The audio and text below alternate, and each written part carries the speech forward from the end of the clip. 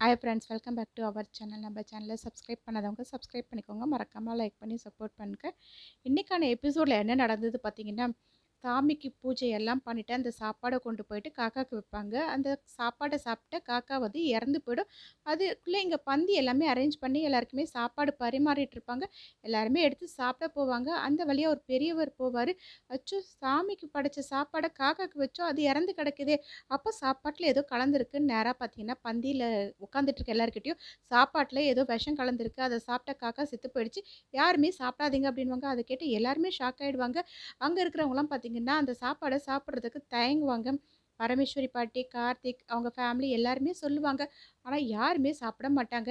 என்ன, எங்களுக்கு சாப்பாடு போட்டு கொல்ல பார்க்குறீங்களா அப்படிலாம் கேட்பாங்க. அதை கேட்ட கார்த்திக் வந்துட்டு, நானே இந்த சாப்பாடை சாப்பிட்டு உங்களுக்கு நிரூபிக்கிறேன்னு சொல்லிட்டு சாப்பாடை சாப்பிடுவார். கார்த்திக், எதுவுமே ஆகாது, இதெல்லாம் தூரத்தில் நின்று வில்லன்களும் பார்த்துட்டு இருப்பாங்க. என்ன, இந்த ஊரே வந்து சாப்பிட்டு செத்து போயிட்டு இந்த கும்பாபிஷேகமே நின்றுடும் நினச்சிட்டு இருந்தோம்.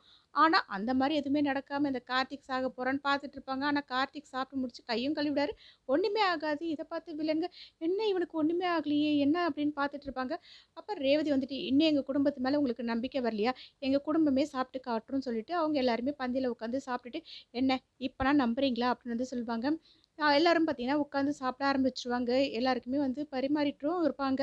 இதெல்லாம் பார்த்து வில்லன்ங்க வந்துட்டு அந்த விஷத்த கலக்க சொன்னவன கூப்பிட்டு, "டேய், நீ சாப்பாட்டில விஷத்த கலந்தியா இல்லையா?" அப்படின்னுவாங்க. "அண்ணே, உங்க மேல சத்தியமா நான் சாம்பார்ல கலந்தேன்" அப்படின்னு சொல்லிட்டு இருப்பாங்க. "டேய் போடா" அப்படின்னு வந்து அந்த வில்லன்ங்க வந்து அவன தெரத்தி விட்டுருவாங்க. கார்த்திக் அந்த இடத்துக்கு வருவாங்க. "என்ன, சாப்பாட்டில விஷம் கலந்தமே எப்படி அது மாறிச்சுன்னு பார்க்குறீங்களா?" அப்படின்னு சொல்லிட்டு கார்த்திக் ஃப்ளாஷ்பேக்கில நடந்தது சொல்லுவாங்க. இவங்க 2 பேரும் அந்த ரவுடி கிட்ட வந்து சொல்லிட்டு இருப்பாங்க, "விஷத்த கொண்டு போய் கலந்துருன்னு." அது எல்லாத்தையுமே ரேவதி கேட்டுட்டு, இதை எப்படியாச்சும் ராஜா கிட்ட சொல்லணும்னு சொல்லிட்டு போயிட்டு கார்த்திக் கிட்டே இந்த விஷயம் எல்லாத்தையுமே சொல்லிடுவாங்க. கார்த்திக் பார்த்தீங்கன்னா அந்த சாம்பார் அப்படியே மாற்றி வச்சுருவாங்க. இது எல்லாத்தையுமே ரவுடிங்க கிட்ட சொல்லிட்டு, "இங்கே பாருங்க, தேவையில்லாமல் எதனா பிரச்சனை பண்ணீங்க அவ்வளோதான், கும்பாபிஷேகம் நல்லபடியாக நடக்கணும்" அப்படின்னாங்க. வில்லன்க செம்ம டென்ஷனாகிறது கிளம்பி போயிடுவாங்க. அதுக்கப்புறம் ரேவதிலாம் பார்த்தீங்கன்னா அந்த ஃபங்க்ஷன் அப்படியே திருவிழாவில் சுற்றி வந்துட்டு இருக்கும்போது ஒரு ஜோஷியக்கார அம்மா கிட்ட கை ரேகை பார்ப்பாங்க. அவங்க ரேவதியோட கையை பார்த்துட்டு, "உனக்கு பெண் குழந்தை பிறக்குமா?" அப்படிலாம் சொல்லுவாங்க. அதை கேட்ட ரேவதி வந்து ரொம்பவே சந்தோஷப்பட்டு, ஃப்ளாஷ்பேக்கில் இந்த மாதிரிலாம் நடக்கும், கார்த்திக்கும் எனக்கும் 2 பெண் குழந்தைங்க பிறக்கும், ரேவதி ஒன்று கார்த்திக் ஒன்று வச்சுட்ருக்க மாதிரி நினச்சி பார்த்து சந்தோஷப்படுவாங்க. இதை கேட்ட பாட்டி வந்துட்டு, "அந்த மாதிரி மட்டும் என் பேத்திக்கு பெண் குழந்தை பிறந்தா உனக்கு பட்டு புடவை எடுத்து கொடுக்குறேன்னு" ஜோஷிக்கார அம்மா கிட்ட சொல்லுவாங்க. அதுக்கப்புறம் ரேவதி அங்கேருந்து கிளம்பி போயிட்டு இருக்கும்போது பொருள் எல்லாமே அடுக்கி வச்சிருப்பாங்க. அங்கே ஒரு ராமர் சிலையும் இருக்கும். அதை பார்த்து ரேவதிக்கு ரொம்பவே சந்தோஷமாக பார்த்துட்டு இருக்கும்போது, "மா, 10 ரிங் ₹50 தான்மா, ட்ரை பண்ணி பாருங்க" அப்படின்வாங்க. ரேவதியும் ட்ரை பண்ணுவாங்க. ஆனால் அந்த சிலை மேலே போடவே முடியாது. கார்த்திகா மயிலும் அந்த இடத்துக்கு வருவாங்க. என்ன ஆச்சுன்னு மயில் ரேவதி கிட்ட கேட்கும்போது, "எனக்கு அந்த சிலை வேணும்" அப்படின்வாங்க. அதுக்கு என்னன்னு சொல்லிட்டு கார்த்திக் வந்து, "அந்த சிலை எவ்வளோ?" அப்படின்னு கேட்பாங்க. "விலைக்கெல்லாம் தர முடியாதுங்க, நீங்கள் வேணால் ரிங் போட்டு எடுத்துக்கோங்க" அப்படின்னு சொல்லுவாங்க. கார்த்திக் வந்து, "சரி என்ன இப்போ, அந்த சிலை தானே உனக்கு வேணும், இரு நானே ரிங் போடுறேன்னு" சொல்லிட்டு பார்த்தீங்கன்னா கார்த்திக் போடுவாங்க.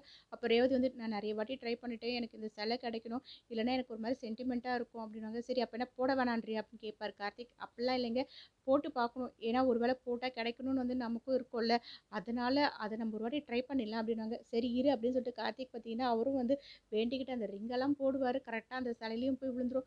இங்கே ரேவதி வந்து அப்படியே சாமி கும்பிட்டுட்டு இருப்பாங்க. மயில் வந்துட்டு, விழுந்துருச்சு பாரு" அப்படின்வாங்க. கார்த்திக் வந்து ரேவதியை தட்டி கூப்பிட்டு, "அங்கே பாரு" அப்படின்வாங்க. அதை பார்த்து ரேவதி சந்தோஷத்தில் அப்படியே கார்த்திகை கட்டி பிடிச்சிருவாங்க.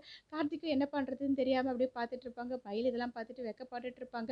அடுத்து ப்ரோமோவில் என்ன நடக்குது பார்த்தீங்கன்னா, ரேவதி கேட்டுக்கிட்ட மாதிரியே மைத்திலி கோவில் திருவிழாக்கு வருவாங்க. ரேவதி மைத்திலியை பார்த்த உடனே அவங்க ஃபேமிலி எல்லாருமே கூப்பிட்டு இன்ட்ரோ பண்ணுவாங்க. "இவன் என்னோட தங்கச்சி, என்னோட அப்பா" அப்படின்னு எல்லாரையுமே சொல்லி இன்ட்ரோ பண்ணிட்டு இருக்கும்போது மைத்திலி வந்துட்டு, "எல்லாரையுமே நீங்கள் அறிமுகப்படுத்திட்டீங்க, உங்கள் வீட்டுக்கார் எங்கே?" அப்படின்னு வந்து கேட்பாங்க. கார்த்திக்கும் பார்த்தீங்கன்னா ஒரு இடத்துல நின்று அங்கே இருக்கவங்க கூடலாம் பேசிட்டு நின்றுட்டு இருப்பாங்க. அப்போ ரேவதி வந்துட்டு, "அவரும் இங்கே தான் இருக்காரு, நான் உங்ககிட்ட காட்டுறேன் வாங்க" அப்படின்னு சொல்லிட்டு மைத்திலியை கூப்பிட்டு போவாங்க. கார்த்திக் வந்து பின்னாடி நின்று பேசிட்டு இருக்கிறத ரேவதி பார்த்துட்டு, "அதோ நிற்கிறாரு பாருங்க" அப்படின்னு மைத்திலி கிட்ட காட்டுவாங்க. மைத்திலியும் பார்த்தீங்கன்னா கார்த்திகை பின்னாடி இருந்து பார்ப்பாங்க. இப்படி இந்த ப்ரோமோ எண்ட் ஆகும். நெக்ஸ்ட் எபிசோடில் என்ன நடக்குதுன்னு தெரிஞ்சுக்க நம்ம சேனல் லைக் பண்ணுங்க, ஷேர் பண்ணுங்க, மறக்காமல் சப்ஸ்கிரைப் பண்ணிக்கோங்க. தேங்க்யூ.